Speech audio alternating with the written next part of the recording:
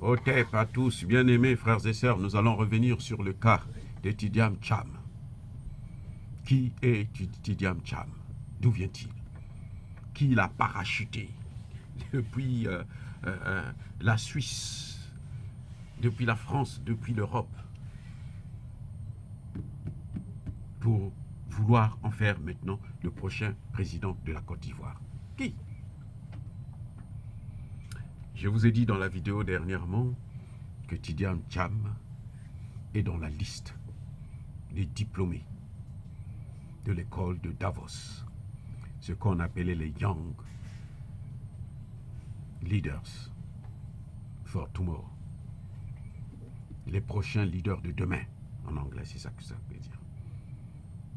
Il a été certifié au World Economic Forum, le forum économique mondial qui se tient chaque année à Davos. Il a été certifié en 1997. C'est pour ça qu'après ça, vous avez vu Tidiam Cham, on l'a testé dans des grandes entreprises. Il a été patron d'une grande compagnie d'assurance avant d'être le directeur, le PDG de la banque, le Crédit Suisse, qui l'a fait couler. Oui, il va vous dire que non, mais moi j'ai quitté avant que ça ne, la catastrophe. Oui, il a quitté avant la cause, mais il avait déjà mis en place tous les éléments pour faire couler la banque. Donc ça a été que le processus, la suite logique du travail qu'il avait effectué. Et c'est lui qui a fait couler cette banque, selon les experts même des banques, puisque d'ailleurs, il ne pouvait pas être directeur de cette banque parce que c'est un assureur, ce n'est pas un banquier à la base. Il n'a jamais été banquier, il a été assureur. Et il a fait des études de quoi? De polytechnique, de mathématiques, de je ne sais pas quoi, mais et rien de la banque. Mais comme il est certifié de Davos, comme il est choisi, parrainé par Claude Schwab, eh bien, c'est un grand dans leur monde. C'est pour ça qu'on veut en faire le président de la Côte d'Ivoire. Alors, pourquoi on veut en faire le président de la Côte d'Ivoire? La Côte d'Ivoire, c'est un pays qui a toujours été gouverné par des étrangers. On a commencé par Alassane Ouattara. En tout cas, depuis Alassane Ouattara. Et Alassane Ouattara a été parachuté par les mêmes qui l'ont utilisé pour qu'ils puissent leur donner la Côte d'Ivoire dans un plateau en or. Et c'est ce que Alassane Ouattara a fait jusqu'à maintenant. Et donc, il faut reprendre quelqu'un d'autre. Qui? Mais encore un autre étranger. On fera peut-être de Guillaume Soro un opposant. S'il persiste à rester dans la ligne droite de la France-Afrique, où il ne parle pas, où il ne dit pas la vérité de ce qui s'est passé, où il n'a pas fait son mea culpa, où il est impuni, intouchable. Pourquoi? Parce que Alassane Ouattara ne peut rien lui faire puisqu'ils appartiennent à la même école. Donc, la seule personne qui peut s'opposer à Tidiam Cham, c'est Guillaume Soro. Selon eux. Parce qu'on ne compte pas la position de la population ivoirienne. Les Ivoiriens n'ont rien à dire là-dessus.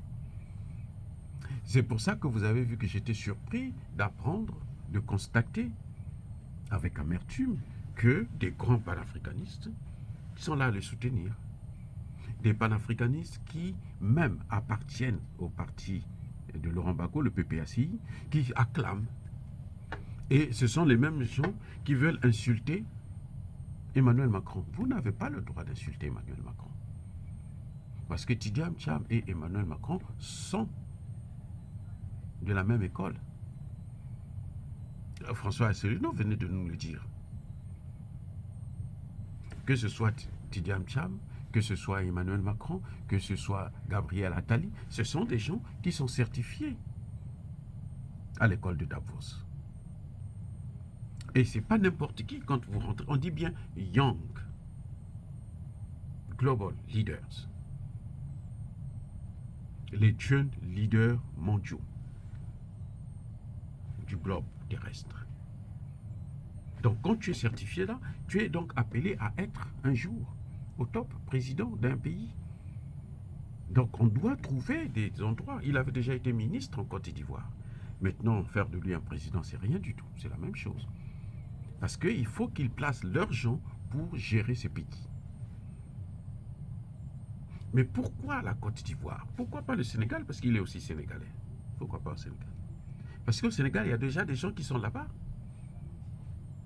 Leurs gens, leurs personnes qui sont là-bas au Sénégal. Donc, il ne faut pas trop saturer. Il y aura un trafic.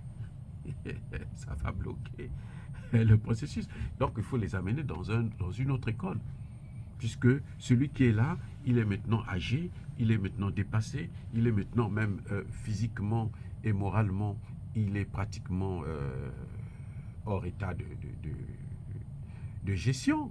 Hein. Il n'a plus les capacités physiques et intellectuelles pour bien gérer la Côte d'Ivoire. Donc il faut un remplaçant. Et le remplaçant, c'est qui? Puisque Guillaume Soro est en exil et que Guillaume Soro, il a l'air un peu flottant. Donc, on prend quelqu'un qui a déjà fait ses preuves, que la jeunesse sénégalaise, ivoirienne peut accepter facilement, parce qu'on va se dire, bon, regardez, il est sorti de telle école, il a déjà géré telle compagnie. Il ne va pas vous dire qu'il les a fait couler partout là où il est passé. Ça a coulé après lui. Parce que c'est lui qui a planté les bases de la destruction de ces organisations, de ces institutions. Donc, Tidiane Cham, on l'envoie en Côte d'Ivoire, c'est parce qu'ils ont besoin de quelqu'un qui va remplacer Alassane Ouattara. C'est vrai qu'Alassane Ouattara aimerait bien que soit sa nièce ou son frère puisse le remplacer, mais ce n'est pas Alassane Ouattara qui va décider dans ce cas. Là, je parle dans le cas où le peuple ivoirien ne se lève pas, n'ouvre pas les yeux. Là, je parle dans l'hypothèse où le PPACI n'est pas capable de renverser la tendance. Voilà ce qui est en train de se passer. Parce que visiblement, Alassane Ouattara va chercher à maintenir Laurent Gbagbo hors de cette élection. Visiblement, on va vers là. Bref, s'il le maintient hors, eh bien, le seul candidat crédible, ce sera qui? Ce sera justement Tidiane Cham. Et vu que Guillaume Soro est à l'étranger et Guillaume Soro, il a des mains sales. Même s'il rentre, les mêmes Occidentaux vont sortir maintenant son dossier pour la rébellion qu'il a entretenue, organisée et qu'il a amené jusqu'à détruire la Côte d'Ivoire et faire des milliers de morts. Donc Tidiane Cham, c'est un homme soutenu, c'est un homme encadré par ceux qui nous ont pris en esclavage, qui nous ont colonisés et qui ont l'intention de nous recoloniser. Et lui, il est bien, sa famille est bien, sa famille doit vivre dans ces grands pays-là avec tous les avantages prévus de son rang en tant que membre de la haute dynastie mondialiste. Et donc, c'est le problème que nous avons. Les Occidentaux ne peuvent pas se permettre de perdre la Côte d'Ivoire. Ils ont raté, ils ont perdu le Sahel. Sauf changement de dernière minute, le Sahel est perdu pour eux. Il faut qu'ils gardent la Côte d'Ivoire et le Sénégal, d'abord et avant tout. Et maintenant, ils sont en train de vouloir s'étendre dans le golfe de Guinée, au Bénin, au Togo. Ils sont en train de vouloir placer des bases militaires directement américaines cette fois-ci, parce que la France a montré ses défaillances, ses faiblesses, son incapacité à gérer les changements mondiaux qui sont en train d'émerger actuellement, notamment avec les BRICS, avec la puissance, la montée en puissance de la Russie, de la Chine. La France ne peut pas faire face à ça. Ce sont les États-Unis qui peuvent assumer, mais les États-Unis doivent être soutenus par les autres puissances occidentales. Et c'est pour ça que nous voyons que même l'Allemagne rentre en jeu, l'Italie rentre en jeu. Donc, pour ne pas perdre la Côte d'Ivoire, il faudrait qu'il y ait quelqu'un là-bas. Et cet homme, celui qui a été choisi, celui qui a été élu par eux, par l'Occident, c'est Tidiane Cham. Donc quand vous le voyez là, il faut voir la France-Afrique. Nouvelle formule. Et même plus que la France-Afrique, ça c'est l'OTAN-Afrique. C'est l'Occident-Afrique. Voilà ce qui est en train de se passer.